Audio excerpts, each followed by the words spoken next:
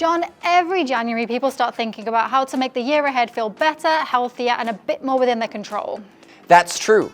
And even when you're planning a big change, it's healthy habits that make it possible. Here are some healthy habits you can build this year to improve your life.